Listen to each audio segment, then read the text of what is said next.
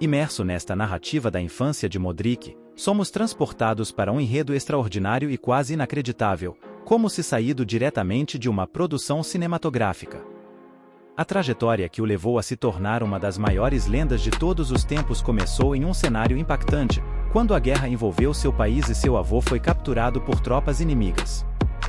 A sua residência foi consumida pelas chamas, forçando-o a se tornar um refugiado, lutando pela sobrevivência em abrigos subterrâneos. Mesmo em meio a adversidades tão desafiadoras, ele ainda conseguiu exibir seu talento excepcional. No entanto, por anos, a oportunidade lhe foi negada. Sua persistência incansável, no entanto, culminou eventualmente em uma virada de sorte, mas as tragédias persistiram. Mesmo no ano em que conquistou o prestigiado Bola de Ouro, Modric enfrentou o ódio de muitos em seu país natal e chegou perigosamente perto de ser encarcerado. Esta é a extraordinária saga de Luka Modric. Quando questionado se seus filhos conheciam a história de sua vida, Modric respondeu: "Oh não, eu não compartilhei isso com eles. Eles viram minha antiga casa, mas desconhecem os eventos que ocorreram ali. São jovens demais e ainda não estão preparados para conhecer essa parte da minha história. Suponho que você também esteja curioso sobre o que se passou lá. A casa de sua infância, da qual ele falava, agora encontra-se em ruínas, com paredes carbonizadas e um teto desabado. A aparência de natureza tomando conta não disfarça a lembrança de que o que ocorreu ali foi longe de ser natural. Emergindo das profundezas do ódio humano, da brutalidade da guerra e do terrível sofrimento, a placa adverte: Genie, Prilazite, não se aproximem da área ao redor da casa, completamente infestada por minas terrestres, mesmo após 3 décadas de abandono. No entanto, a vida de Modric não teve início nesse cenário desolador quando ele veio ao mundo. Naquela época, a guerra ainda não havia desencadeado o inferno que viria a se tornar. Nos primeiros 6 anos de sua existência, Modric compartilhou a vida com seus avós nas montanhas, onde seu avô o instruía sobre como ser pastor, caçar e sobreviver na natureza selvagem. Era como se ele antecipasse o que estava por vir, como se desejasse assegurar que Luka pudesse se proteger caso algo acontecesse a ele. E aconteceu. Em 1991, a guerra assumiu uma nova faceta quando uma milícia sérvia, conhecida como Chetniks, invadiu a Croácia, percorrendo cidades e forçando os croatas a abandonarem seus lares, ceifando a vida daqueles que ousassem permanecer. Eventualmente, chegaram à cidade natal de Lucas, e sua família foi uma das poucas a optar por ficar. Possivelmente acreditando que uma modesta residência nas montanhas passaria despercebida. Contudo, um dia tudo mudou. Seu avô deixou a casa, conduzindo suas ovelhas em direção ao pasto, e enquanto prosseguia com seu dia, começou a perceber algo ao longe. Quando finalmente compreendeu o que estava acontecendo, já era tarde demais. Os Chetniks o encontraram. Eles não se importaram. Ele estava sozinho. Não se importaram que ele fosse um homem de 66 anos apenas cuidando de suas ovelhas. Eles simplesmente o abateram com suas metralhadoras, deixando-o para morrer. Na época, estava a poucas centenas de metros de sua casa, e lá atrás, a família ouviu os tiros. Pelas próximas horas, cientes do quão arriscado seria procurar pelo avô de Lucas, tiveram que conviver com a incerteza de ele estar vivo ou morto. À medida que o tempo passava, eles começaram a suspeitar cada vez mais que ele havia sido o alvo, e o pai de Lucas eventualmente saiu de casa para procurá-lo. Após arrastar o corpo de volta para casa, o pai de Lucas pediu-lhe para se despedir pela última vez. E, em suas próprias palavras, eu não conseguia entender que era a última vez que o veria. Meu coração se parte toda vez que penso nele morrendo literalmente à sua porta. Naquele dia, decidiram que era hora de deixar tudo para trás e fugir. Pouco depois de partir, um dos parentes que ficou para trás os informou que havia sido, de fato, a última chance de escapar. Os Chetniks encontraram sua antiga casa e a incendiaram, colocando minas terrestres ao redor para que nunca pudessem voltar. Depois de seguir para a costa, a família Modric finalmente encontrou o que pensavam ser seu refúgio seguro ao se hospedar no Hotel Kolovari, que durante a guerra havia sido convertido em abrigo para refugiados por um tempo. Parecia que tudo ficaria bem. O pai de Modric começou a trabalhar como mecânico para o exército croata, e o pequeno Luka até se matriculou em seu primeiro clube juvenil, já que o estádio NK Zadar ficava próximo ao hotel. Contudo, então os bombardeios se iniciaram, e o temor retornou, levando-o a se refugiar constantemente em abrigos subterrâneos para sobreviver. No entanto, sempre que o treino de futebol não era cancelado, Luka deixava todos impressionados. Havia uma preocupação geral de que ele pudesse ser pequeno e frágil demais, mas, como seu primeiro treinador expressou em uma citação, a bola parecia grudar no seu pé, e todos sentiam que seu trauma lhe conferira uma robustez única que outros jogadores da sua idade não possuíam. Seu primeiro treinador ainda recorda que a família era tão pobre quando chegou à cidade que nem podia comprar caneleiras, sendo o próprio pai de Luka quem as confeccionou, esculpindo-as de tábuas de madeira. À medida que a guerra se encaminhava para o fim, Luka, então ainda uma criança, começou a vislumbrar suas primeiras grandes oportunidades. Inicialmente, viajou com a família para o Hajduk, sem o conhecimento de seu clube local. Contudo, após impressionar durante o jogo, foram rápidos em dispensá-lo, alegando não vislumbrar um futuro para aquele garoto. O treinador local do SPA eventualmente ficou sabendo dessa viagem. Contrariamente ao sentimento de ressentimento, ele compreendeu a necessidade de uma nova etapa na jovem carreira de Luka e o conduziu até Zdravko Mamić, na época apenas um agente de futebol, mas que viria a se tornar uma das figuras mais influentes no futebol croata, ao mesmo tempo em que seria a maior mancha na carreira de Modric. Contra todas as expectativas, ele depositou sua confiança nas palavras de um completo estranho e acolheu Luka, facilitando sua primeira transferência para o Dinamo Zagreb aos meros 15 anos. Ao chegar, compartilhou a moradia com dois colegas de quarto em situações semelhantes, Zidic e Landeka. Os três desenvolveram uma proximidade notável ao longo dos anos, mas, infelizmente, ao atingirem os 18 anos, foram confrontados com notícias desafiadoras.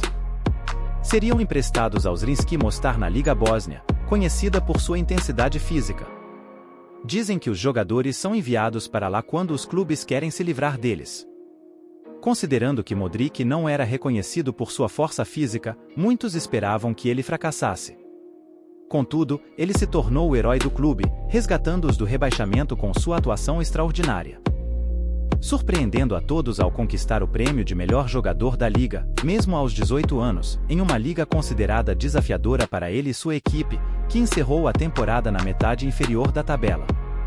Essa conquista foi um marco em sua carreira, mas o Zagreb ainda não estava completamente convencido. Optaram por emprestá-lo novamente, desta vez para o Inter Zaprešić, um clube croata de menor porte.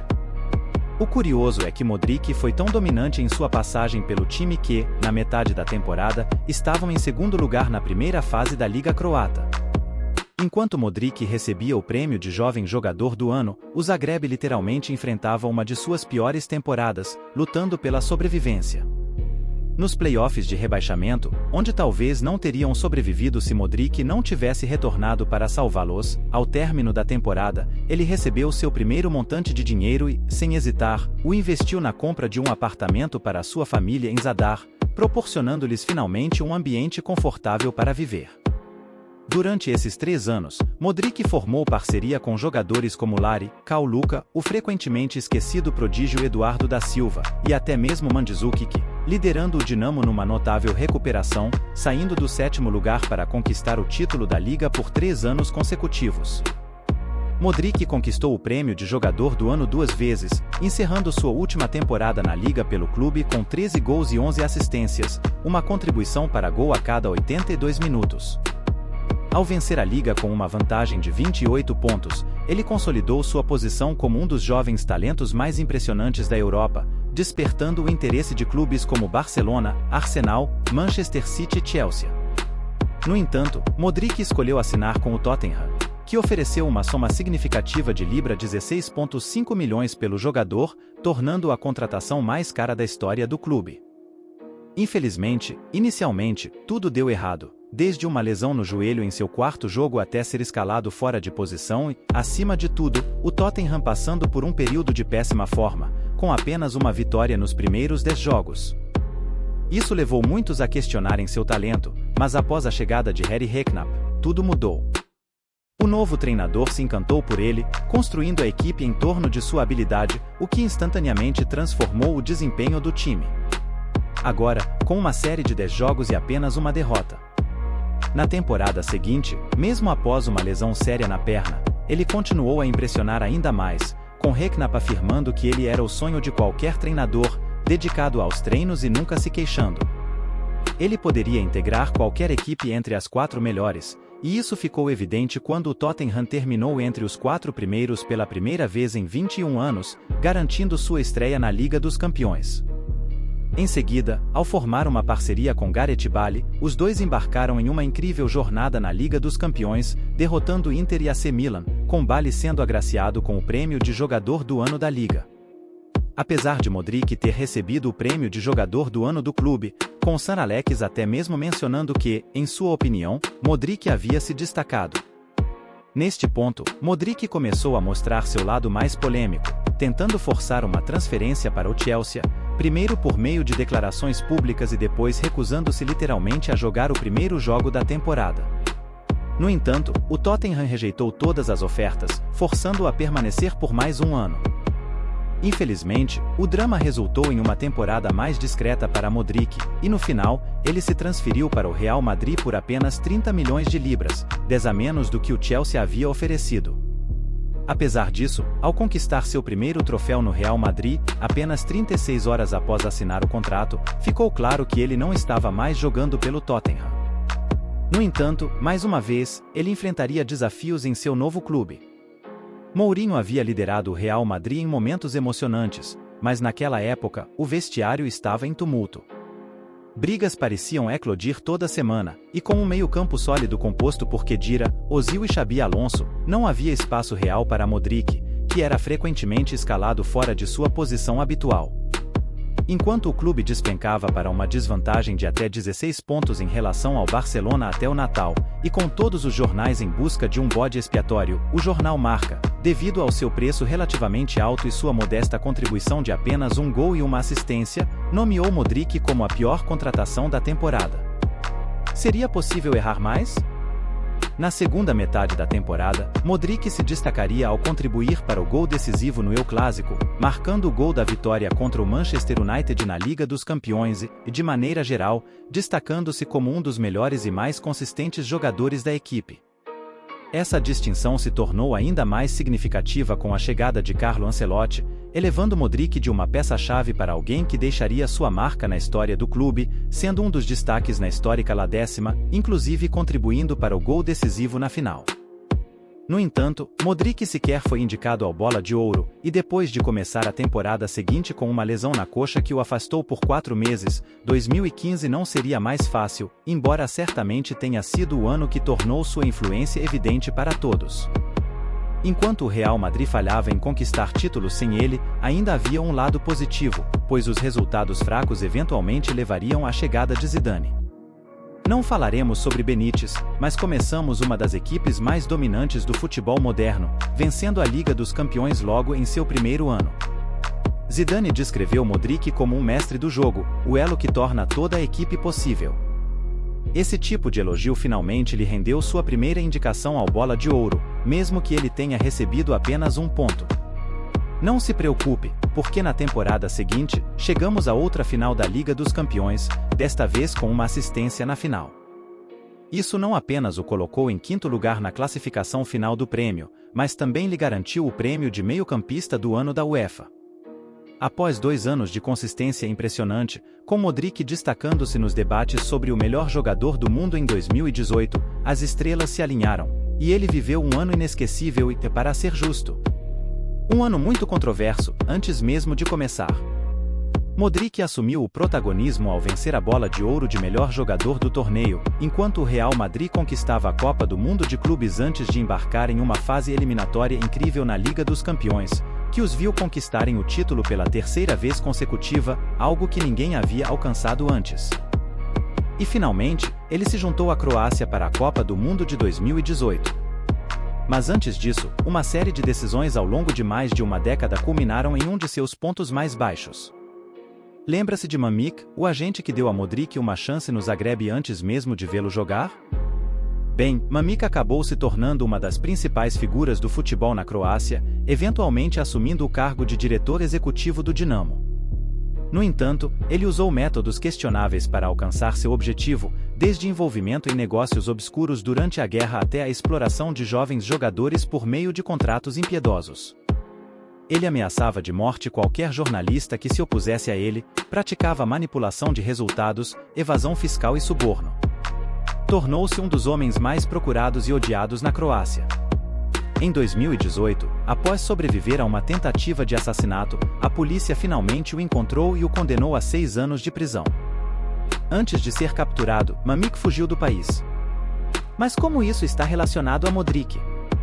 Bem, sua transferência para o Tottenham foi um dos negócios obscuros de Mamić, no qual ele criou uma bonificação de transferência do nada, forçando o Dinamo a pagar a ele e a Modrić 10 milhões de euros. Inicialmente, Modrić se pronunciou publicamente, denunciando todas as ações de Mamić.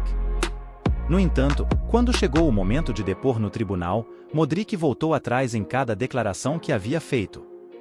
Isso não apenas foi prejudicial, mas tornou-se muito pior quando Mamić foi condenado definitivamente, e Modrić foi acusado de perjúrio, enfrentando um julgamento com a possibilidade de pegar até 5 anos de prisão se considerado culpado.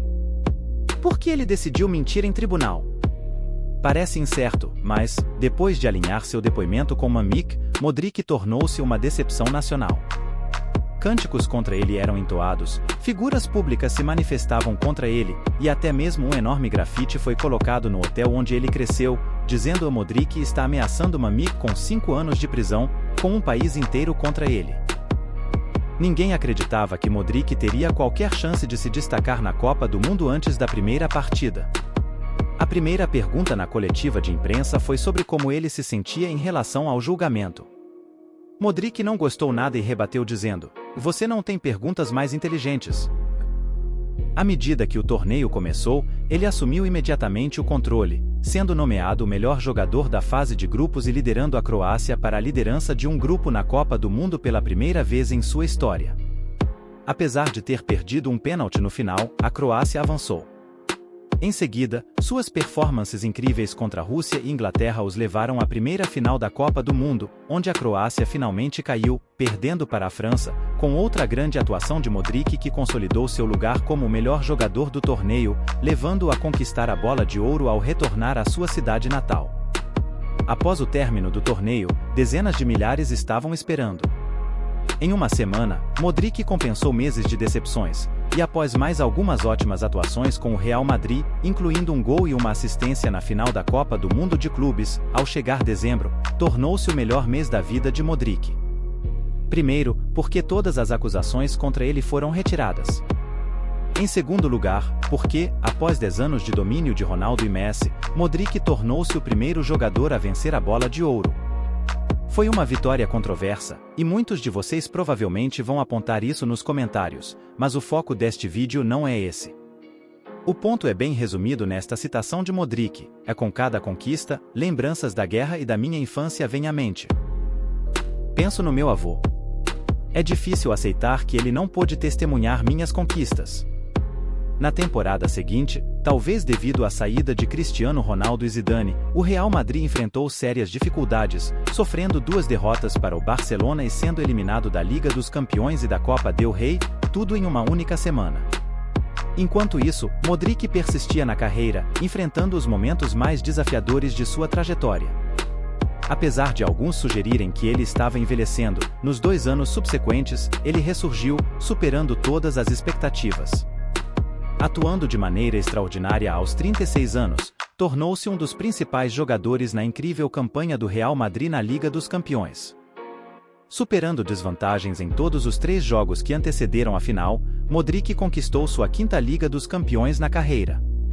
Simplesmente incrível.